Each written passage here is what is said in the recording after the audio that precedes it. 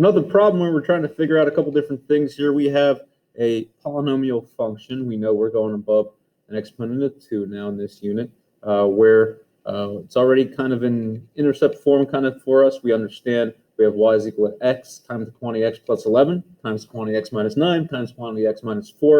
A lot going on here going through these questions. I want to start off with the real roots. Some of these are a little bit easier than others. Again, the idea here is, what x values would we be able to plug in, and it would give us 0 for the y value. So I'm going to go with the ones that really stand out to me here. I have the x plus 11. We know if we have that in parentheses, we'd have negative 11. X minus 9 in parentheses, positive 9 would be one of those root zeros. And then x minus 4, we know that we would come with positive 4 on that. The only other thing I would suggest to you here is that we have this x out in the front. We can't forget it. Maybe it was a GCF. If you need to, you don't have to do this, but we do know that technically, if you wanted to rewrite that, you could rewrite that as x plus 0 or, of course, x minus 0, either way. So we can't forget that if we have that x out there in the front, the zero product property would tell us that 0 would also be a root for us in this problem.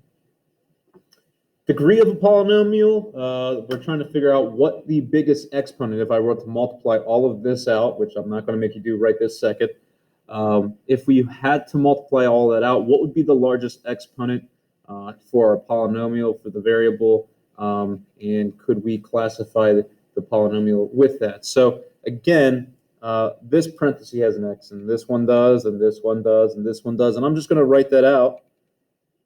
And maybe you don't need to in this problem. Maybe you will in later problems. But there's 4 different x's getting multiplied there, so we know x times x times x times x would be x to the 4th power. So our degree for this problem would be the number 4. A 4-degree polynomial, the biggest exponent being the number 4, would be quartic. Kind of thinking about quarters there. 4 quarters make a dollar. Finally, our y-intercept. Kind of tricky in this one. Remember, to figure out the y-intercept when we have things written out like this, where everything's factored out, we have the factors already written out for us here. I'm just going to take those constants in the parentheses and multiply them out. Now, you might be saying, well, 11 and negative 9 and negative 4, it's going to be a large number. But don't forget, that's technically 0 right there, all right? So when it comes to multiplication, I'm actually going to do 0 times 11. Remember, we're showing the numbers that are actually in the parentheses here, not the roots.